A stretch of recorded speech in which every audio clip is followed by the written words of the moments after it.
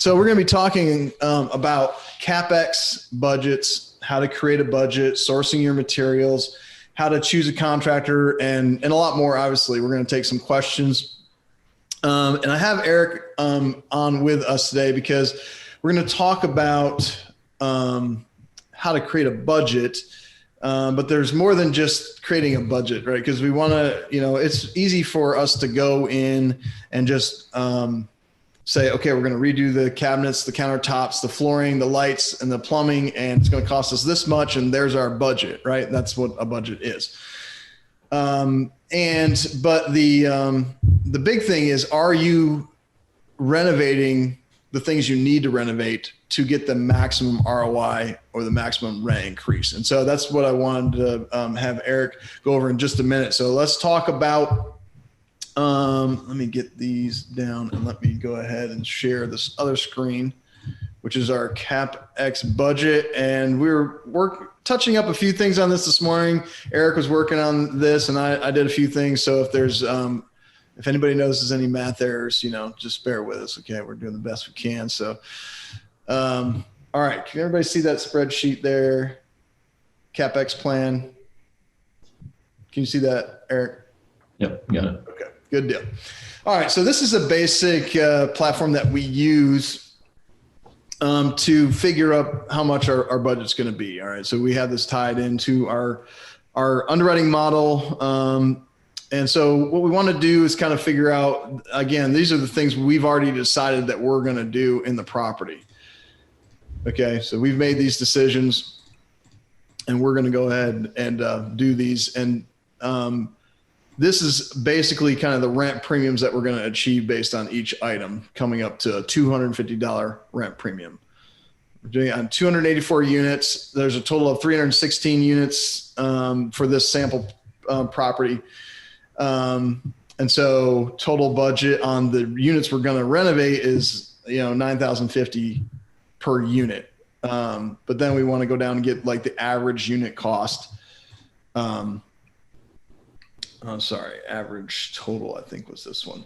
Again, bear with me. I think there's some math error right there. But so what we want to do is just go down through these numbers right here are current accurate numbers, if you will. They're ever changing. Stuff has gone up. We had a lot of supply. So we haven't been affected as much by that. Plus we buy in volume. So those numbers are not affected, but this is something that you can definitely kind of put to use right here on a, per item basis, quartz countertop, on average. Can I get it less than that? Yeah. Sometimes will it cost more than that? Yes. And these are average totals based across the unit mix. Okay. So this is, obviously 3 bedrooms might have more countertop than a 1 bedroom. Okay. So that's the average total for the whole property. And these are our projected rental increases or rent premiums per item that we do. Now, these are subjective to the market, but they will change. But you do need to kind of know what these are or have a feel for them. And you're only going to get that by looking at CoStar, looking at the comps and deciding what they have and what they are getting. So, for instance, if our subject property is getting $250 less in rent premiums, but another comp property is getting $250 more, what's different between their property and ours? Is it the flooring or is their flooring the same? If their flooring is the same, then we might want to consider not doing the flooring. If they're gray paint scheme or if they're tan paint scheme and we're tan paint scheme, then we may consider not having to repaint. Does that make sense to everybody? Just, you want to make sure that you are only utilizing the items that you need to achieve the rent premiums that your competition is achieving. So in other words, the minimum spend, maximum return on investment is basically what we're saying. So Eric, kind of how can you go, I'll stop my share and kind of pull up CoStar and we'll show you kind of like this is a fictitious property, but we'll show a comp kind of in a sub-market and kind of see what we're looking at. This is not going to be a subject property. This will be kind of a comparison property. I'm getting a host disabled attendee screen sharing error here. Oh, pop back up. Melissa's in the background. She'll take care of that for us. But what we want to do is Eric gets that set up is look at CoStar, look at the comps, and we'll actually go through a property and see kind of what we're looking for and what we do. Because it's not just one comp, right? You can't just pull like the property next door. And it can't just be the same vintage. In other words, it can't be the same year. Like maybe ours is a 2008 product and maybe we're pulling a comp for a 2018 product. Can you do that? Well, it depends on what you're trying to do with the property. Are you trying to reposition it or are you just trying to bring it up, a notch? So if you're trying to take it all the way to the top or all the way to, one of the higher, then you'll have to look at those and see what you need to do as far as renovations to achieve those rent premiums that they are. All right. You able to do that now? No, it's not. You might have to share it on your screen. Okay. Are you still showing unable to share? Yeah, it wants me to quit Zoom in order to share my screen. Huh. And you logged in through the email. Apologize for the technical difficulties. And I see that Melissa is sending me a message here. If you had to drop out and come back in and see if that works. I'll just sit here. So bear with us. Appreciate it. This is the way it works sometimes. So I know everybody is aware of that. So we'll give Eric a second to, there we go. Yeah. Perfect. All right. We can see you on CoStar. And so Eric, I'll let you talk a little bit about what you're looking for Capex. Yeah. So this, do you see 131 Ponce here, Brandon? Yes. Okay. So we had a little bit of a head start on this one because our property manager actually manages and owns this property. And I think it's like catty corner to the subject property that we were looking at. So, we knew what kind of rents, we had all the detail that we could ever want on this property here. And it was really an excellent comp for us. Some of the amenities on this property were a little bit nicer than the subject property that we were looking at. So you see kind of this rooftop here, the pool is a little bit nicer, but everything else is pretty much similar as far as location and vintage goes.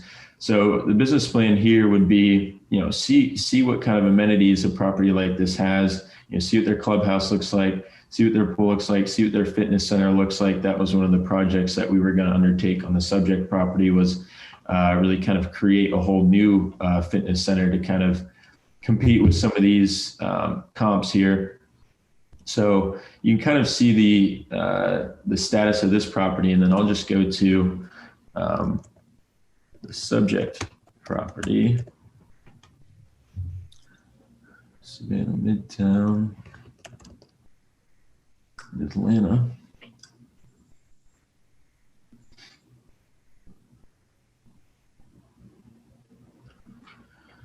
And so you see right off the bat, this is definitely an older looking property. It's 2001 vintage.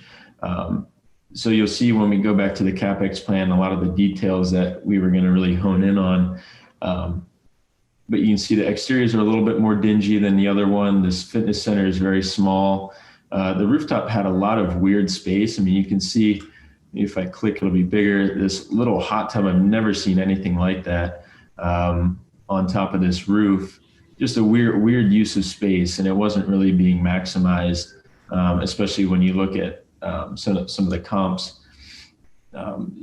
Decent kind of picnic table area here, but really just an odd use of space. So we were going to come in and kind of repurpose a lot of this, kind of improve the fitness center.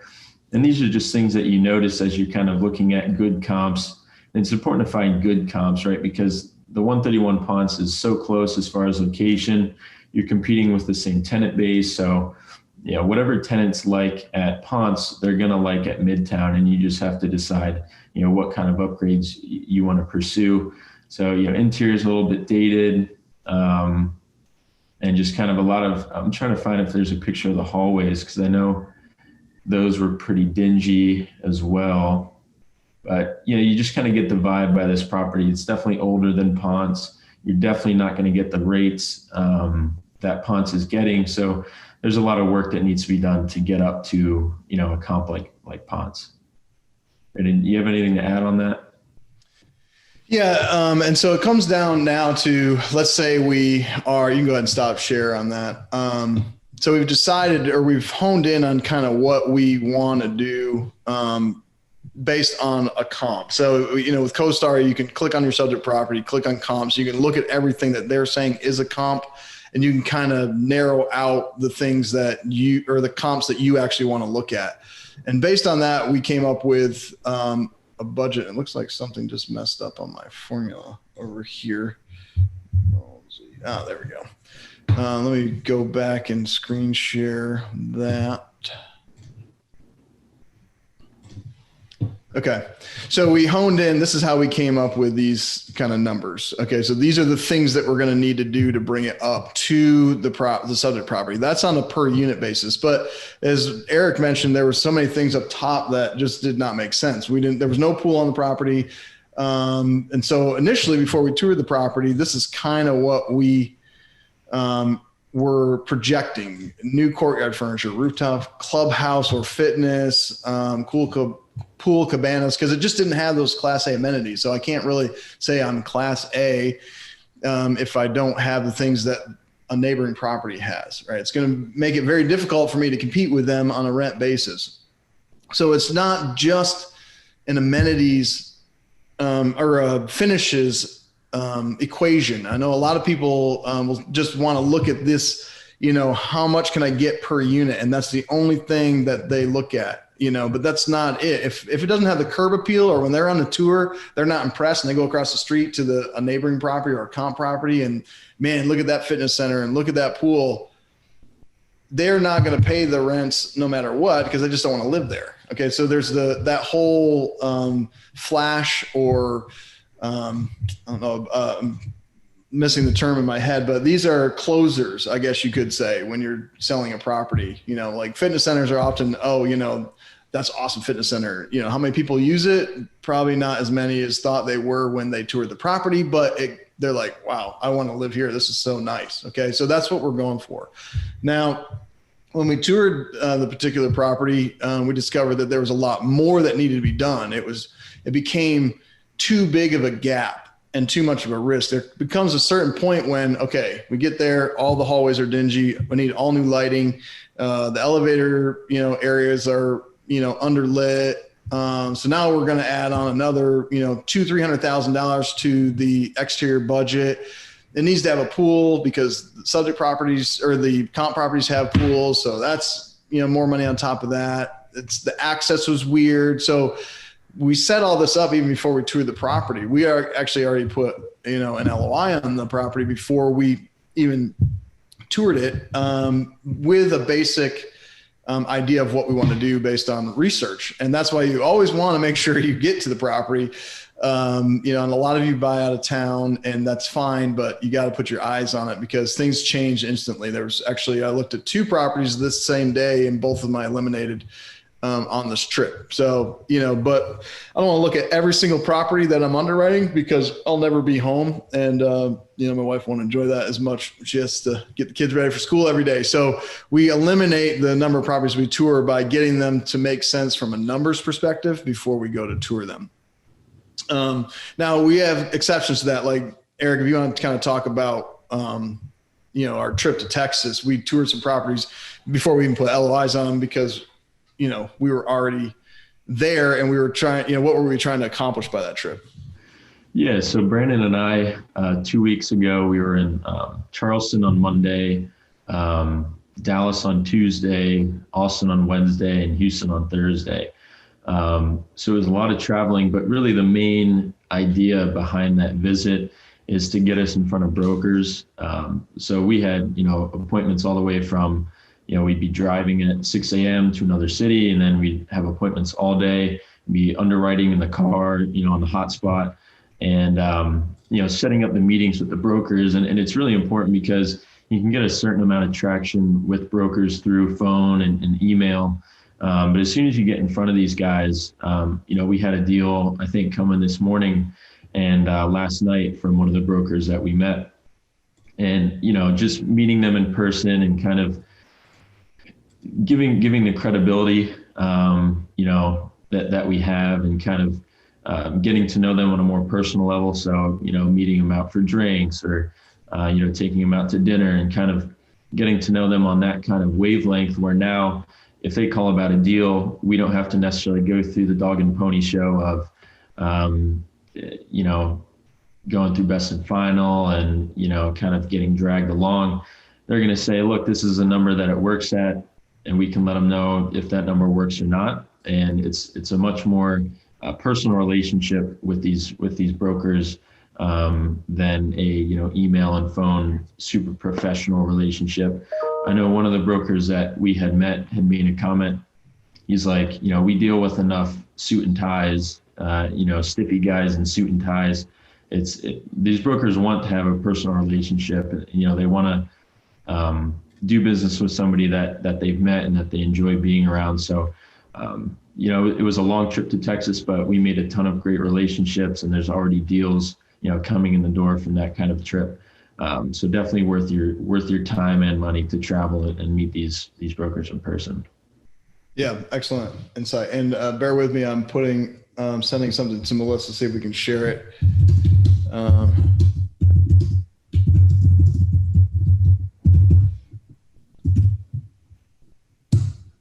Dana has a question here. Is it safe to say that some people like the eye candy present an upgraded apartment complex even if they don't use what's being offered? Yeah. Definitely helps during the tour for sure to get in the door. It's curb appeal, right? I mean, that's the base. I mean, same when you're selling your house. So they want to, you want to make it look as pretty as possible, because if you can't get them in the door, then you're not going to sell them on what's inside. So if they pull, same thing, like I said, if you're selling your house and they pull up and the grass is overgrown and the bushes are not trimmed and the paint's faded, they may just drive on by.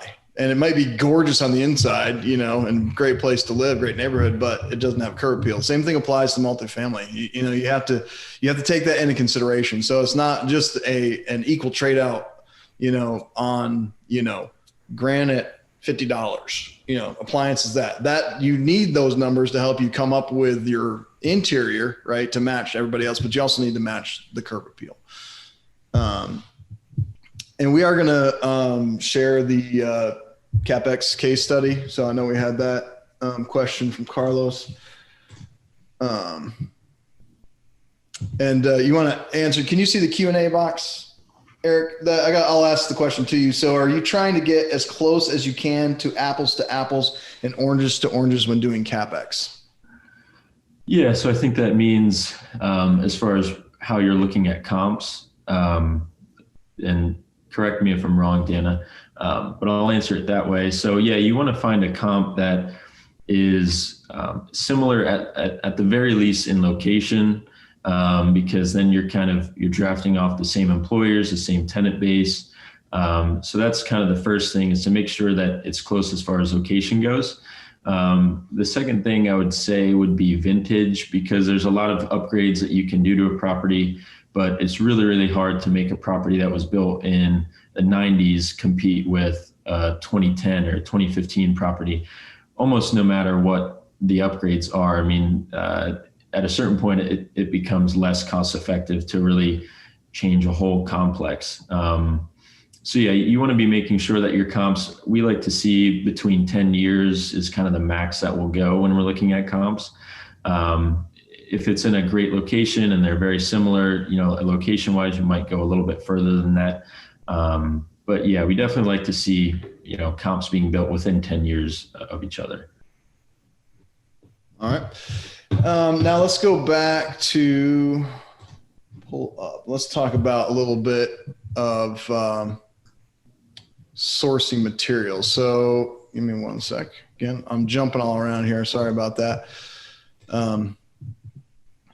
All right, can you see the Multifamily Investor Nation weekly webinar? Okay. All right, so now we want to talk about sourcing materials, and this is a little more out of Eric's expertise and a little more into mine. So again, my background is in construction, residential construction. Pretty much my entire working career, I've been involved in some sort of estimating or actually building. And so these are things that I understand at a high level as far as choosing contractors and sourcing materials. And one thing I can guarantee, that the more product you buy, the cheaper your product will be. That's a basic principle. Buy high volume equals larger discounts. It's less, the less individual transaction a company has to make, the better off they are. So they can offer bigger discounts. And so make sure you leverage that to your advantage. Now there's a couple ways you're going to do this, and we'll get touch a little bit on this when we talk about selecting your contractor. But some people like to be vertically integrated. Vertically integrated just means that, you do everything. You are, the sponsor, you are the manager, you are the contractor. Okay. Or you are the general contractor. In other words, you're finding the subcontractors, and you're organizing the drywaller, the painter, the granite guy, and different things like that. There's definitely an upside to that. There's definitely a downside to that. The upside to that is material pricing. When we first started out, I went to some manufacturers of flooring, cabinets, some granite fabricators, lighting manufacturers, and projected my total revenue for the year based on, our units to renovate, and got pricing, very aggressive pricing on a lot of those things. And so you can use that or leverage that to your advantage, and don't be afraid to just jump the middle guy and go straight to the manufacturer. But that doesn't always benefit you. For instance, we had a light manufacturer that is sold in Lowe's, right? They sell their product in Lowe's. We went to Lowe's and gave them every single SKU of every single product that we were going to use in our renovations, and let them quote us from corporate. They send it up, they give you a quote. It's about a 30% discount on retail, which is a great deal. Well, then we're like, well, let's go straight to the manufacturer. And that worked. Flooring, that worked better to do that. And some other items worked better. But on the light fixtures, we went to the manufacturer, and their price was higher than Lowe's was, because Lowe's was buying at a higher volume than we could, right? So it's amazing how that works. That's kind of how I go about sourcing materials. You put together everything you're going to need. Like, we went to as far as with Lowe's, switches, outlets, plate covers, everything, sinks, faucets, bathtubs, toilets, and anything that we would use, and had them price it with a basic idea of how much we were going to purchase. And they would give you a discount on that. So that's one way. I know that sounds weird, but Home Depot has the same program, and they're used to that. You can get some great discounts, especially on a smaller scale. On a larger scale, it gets a little bit difficult to be vertically integrated unless you have a professional team in place, because it's a lot of headache. So now you're dealing with a whole nother level of cash flows and balance sheets and, accounts payable, accounts receivable, that, it can be worth that extra time, the money you save. But you have to decide that for yourself. We personally made a decision quickly to not be vertically integrated, and we use now a general contractor. So which one's right? Well, that's a question that you have to answer, whatever's right for you.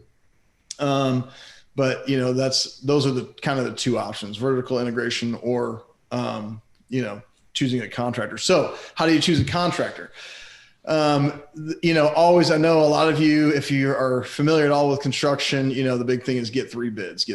And that's something that we do always. We have our property managers get three bids for us, from known vendors, people that they've worked with. And if your management company does not have vendors that they've worked with, that might be a red flag that they don't have enough presence in your area and don't do enough work in your area. So be wary of that. I'm not saying it's 100%, a deal breaker, but it's going to send up a flag in my mind that, wait a minute, you do this in this market for this many years and you don't know a painter or a drywaller or somebody like that, and you're just pulling something off of Google, that doesn't do me any good. So you want contractors that are either known by you or your property manager, and or have had previous experience with you and or your property manager. And then three bids. And then, typically the typical product process is throw out the high and the low and go with the middle. But the thing you have to remember though is, somebody mentioned comparing apples to apples and oranges to oranges.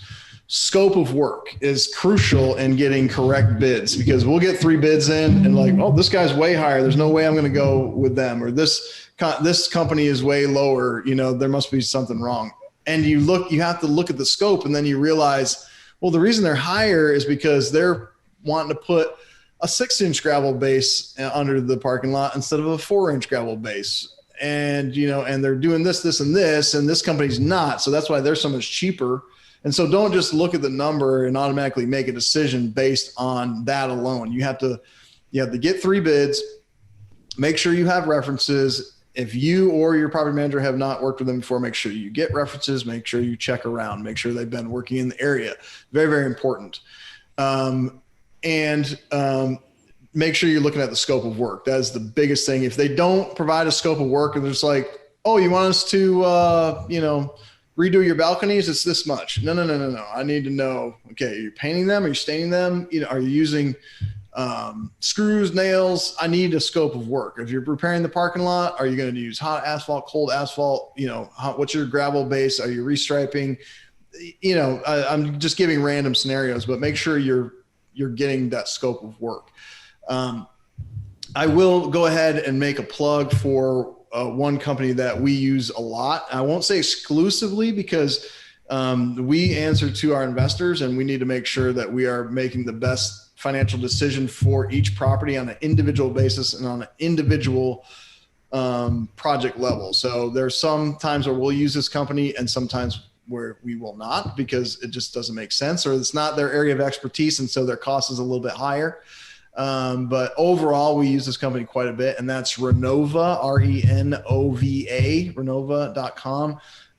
They're in the Southeast. They do cover the whole Southeast region, but pretty sure they can get into other states as well, Florida and Texas. So if you need somebody, that's a shameless plug right there for somebody that we use. I hope they appreciate that. And let me look real quick. All right. And some of you are asking for the Capex spreadsheet. That's not perfect. That's a tool. Okay. Use that for basic calculations, but get bids and same, but that's going to help you when you're underwriting a deal. Basically, that's what that's for. It's like pre-vetting. You're not getting down into brass tacks at this level. You're trying to decide whether you can buy this deal. What do I need to spend to get to the rent premiums that the comps have? This is how you do that. That's how we do it. And let me look back. Somebody had raised their hand. Let me see. Participants, attendees. All right. Dominic, did you have a question? I see you got your hand raised. If you want to type it in the Q&A, let me pull back up the Q&A here and see what we got. Would you recommend running a background check on the contractor? You're probably going to have to do that on people working on site because of liability. Especially if they're going into people's units. It's going to be very, very difficult to do that with everybody. Their liability insurance is going to cover them. So that's the big thing. Instead of a background check, I would adamantly encourage you to make sure they have the liability required and the workers' comp required to work on site. And then their liability policy will cover their employees. So you don't have to individually vet each one of them. Most of your property management companies are going to have a system in place to pay contractors, because we have a capital account. We give the property manager the money to pay the contractor. So we're not having to do that. And they vet them and they process that. So they will have something in place to make sure that everybody's liable that's on site, and they have the proper insurance coverages. Right. And it says, John's asking, do you work with the general contractors directly for the Capex upgrades, or does the property management company manage directly? We work directly with them at first, but now our property management company handles that 100%. Now, some property management companies are going to charge you a fee for that. It can be anywhere from 5 to 10%. And if your sponsor or your group like ourselves is doing it all in-house, like vertically integrated, you're going to see the same fee passed along to the property for the same amount, 5 to 10%, because it takes a lot of work, and there's a lot of coordination that goes on there. Besides scale and some of the major hardware HVAC, what is the biggest difference between single family CapEx upgrades and multifamily? Scale volume is going to be the number one thing. I'll give you a case in point. That I just DR Horton. Does everybody know DR Horton? The home builder, right? They're very popular. They source land all the time. They build subdivisions. Well, they decided to start building multifamily. Why did they start doing that? Well, they can get materials super, super cheap at a high volume. They're already building houses. So they understood the benefit of scale of doing multifamily. So they're now developing multifamily neighborhoods in the South and using that economies of scale. But if I'm buying one countertop for one house, and it's going to be a certain, let's say it's Luna Pearl, right? If you're doing renovations in apartments, you know what Luna Pearl granite is. I'm doing Luna Pearl. I've got one kitchen and it's got a specific layout.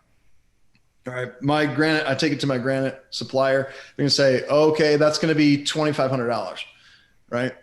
But now what if I said, I've got 100 of the same pattern and the same, finish color. Now he can order bulk Luna Pearl to his shop, know that he's going to use that inventory up and have a little bit more surety of income. So he's going to say, okay, now I can do that for 1,800.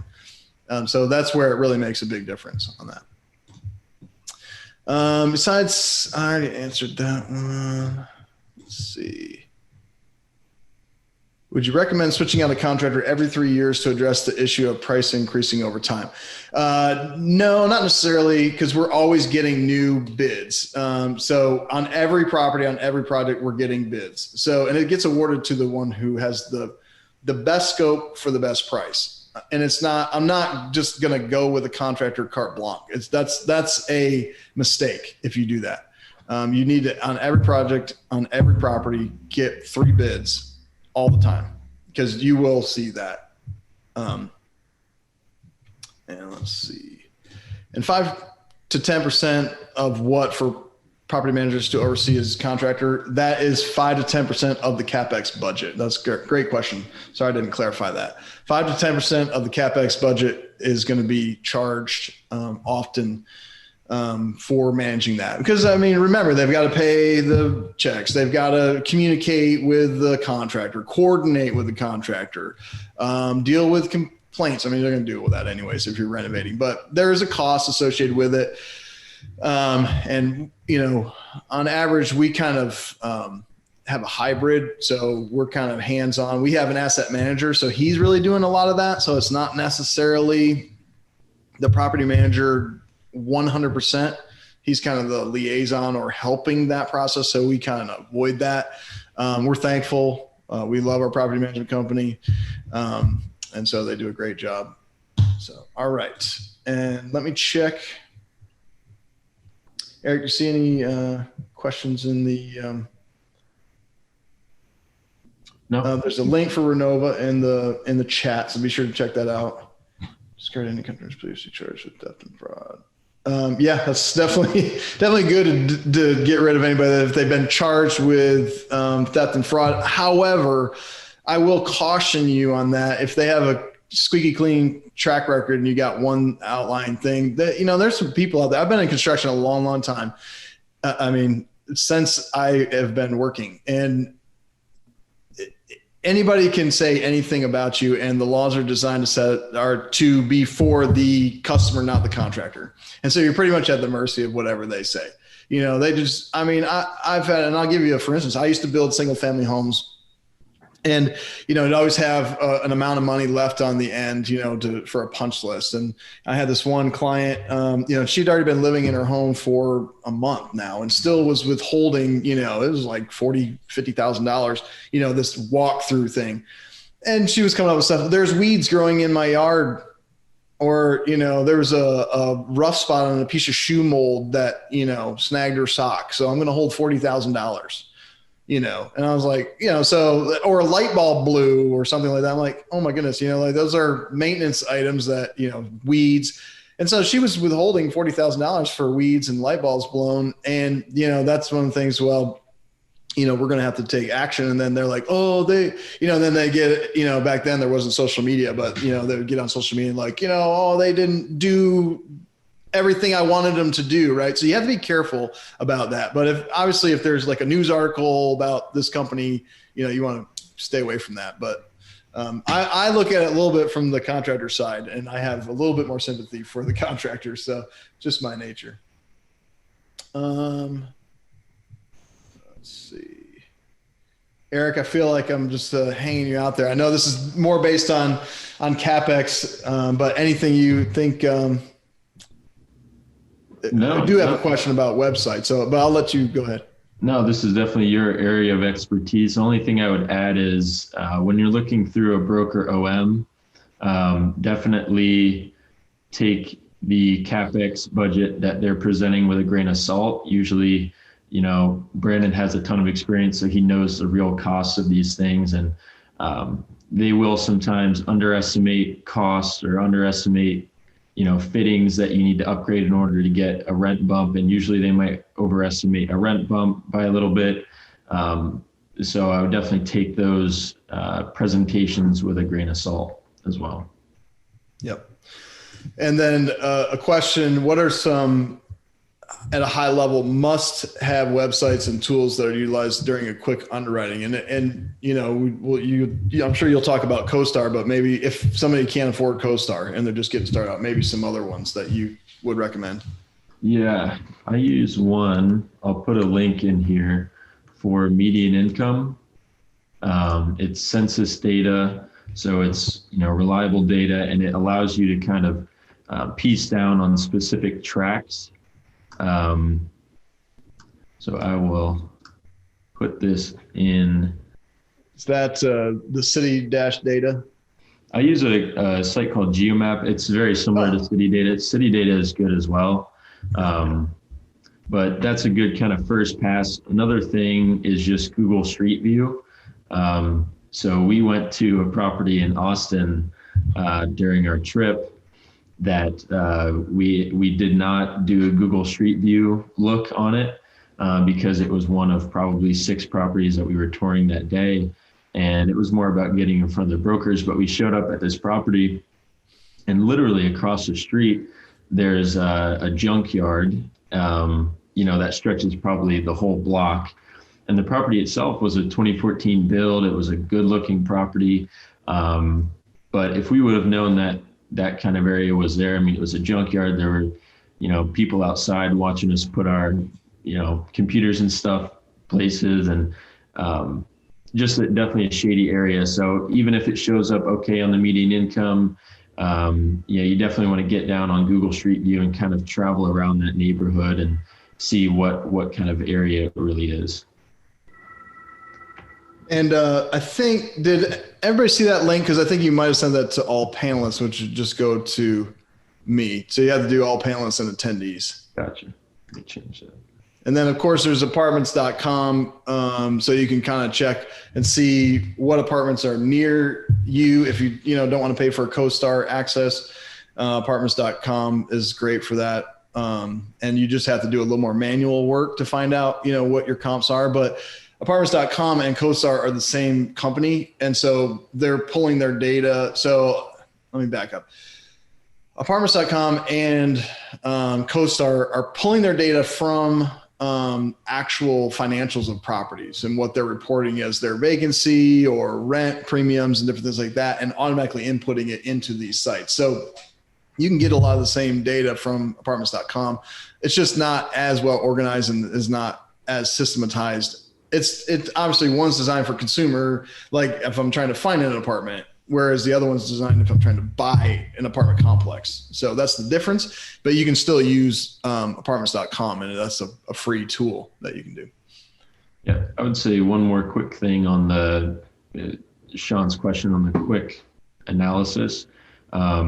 it's definitely a good idea to keep the deals that you've analyzed in some kind of, whether it's a Dropbox. We use Airtable. We're switching over to Monday.com.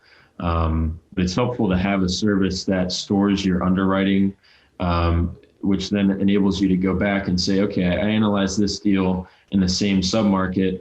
Let me use this, some of this data for, expenses per unit, or, whatever kind of work you might have done on that property. A lot of the similar things, taxes, property taxes. So definitely try to store your underwriting, maybe separate it by submarket. And that's a helpful thing to do there. Yeah, because you can get another one right close by, same vintage, and say, oh, we already know what CapEx we're going to do because we already underwrote it over here. And you can just kind of plug and play those numbers right into the other one. Your per unit expenses and average rent premiums after stabilized are going to be about the same because the same submarket. So it can save you a lot of time for sure. Yep. All right. I don't think we have any other questions, but as always, go ahead. Eric, what was it? So look up in the chat, Amanda, you got GeoMap is the website that Eric mentioned. It's just, the link should be just above in the map or in the chat. So that's the other site that was similar to City-Data. But yeah, no further questions at this time. Thank you for joining us. As always, be back. I'm going to check over here, jump over here and see. Let me refresh the page. Okay, next week, let me stop share there. Screen share. I'll get this down after I think I'd have it down by now. But all right, next week we're going to be talking about alternative assets to add to your multifamily portfolio. What are the top 3 assets? What do you that do really well in a strong or down economy? Gauging the level of interest from your passive investors. How to strategically add these assets to your portfolio, and so much more. Obviously, that's going to be a great one, and that's going to be Dan.